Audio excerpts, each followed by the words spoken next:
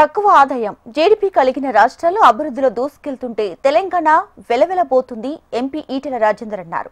రేవంత్ది రెండు నాలుకల ధోరణి అని అబద్ధాలు తప్ప నిజాలు మాట్లాడారని ఈటెల విమర్శించారు.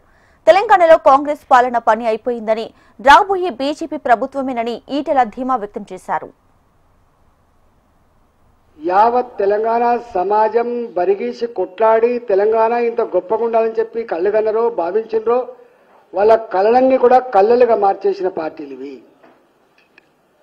ఇవాళ పక్క రాష్ట్రం మనకంటే జీడీపీలో తక్కువ ఉన్న రాష్ట్రం, ఆదాయంలో తక్కువ ఉన్న రాష్ట్రం.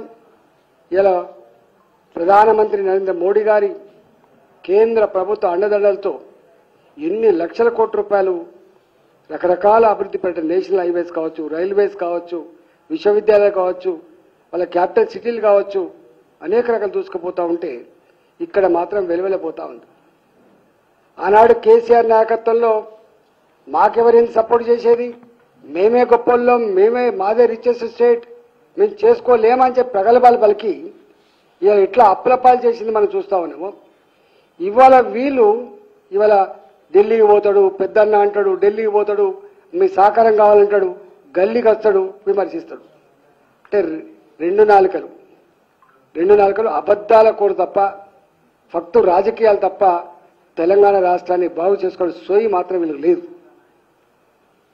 ఇవాళ తెలంగాణ ప్రజలలో ఒక గొప్ప చర్చ జరుగుతూ ఉంది. 10 ఏళ్ళు వాళ్ళని చూసినాం, ఇక లాభం లేదు. సంవత్సరంన్నర వీళ్ళని చూసినాం, వీళ్ళ పని అయిపోయింది.